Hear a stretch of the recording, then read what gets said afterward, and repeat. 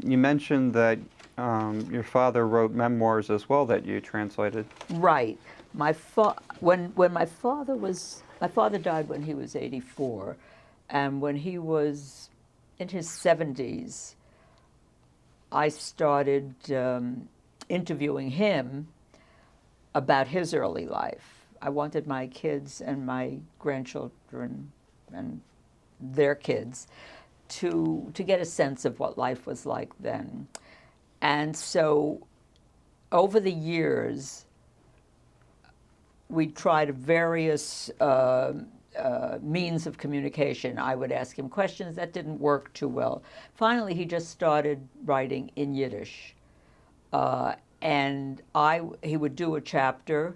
As a matter of fact, I have one of his chapters, just, I don't know where to put it, but it's just, he would write it, he would cross out and make his changes, he would add to them, and then I would take it home, I would translate it into English, I would try to keep, again, his flavor, the flavor with which he wrote, because he wrote beautifully.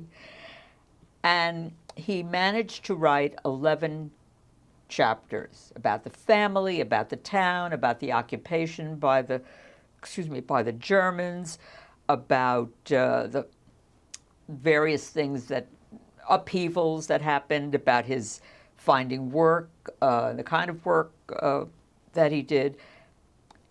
When it came to the time where he left to go to Palestine, by that time he was, first of all, it was a very being in Palestine, which was his dream, was also very painful because life was very, very difficult then. I had not realized just how difficult when he started telling me about all the suicides of the young people who had come, out of, I guess, realization that everything that they had dreamt of was so much more difficult, and they were starving and things like that. Anyway, he couldn't write at that point. So we only have the 11 chapters. For my 70th birthday, my kids published it for us. And Here, hold it a little higher. Higher? Yeah, like this? perfect. Okay. And my son wrote a foreword, and they included some pictures of the family. And so it was so satisfying because my kids got so much out of it, and my grandchildren are beginning to, appreciate it at this point.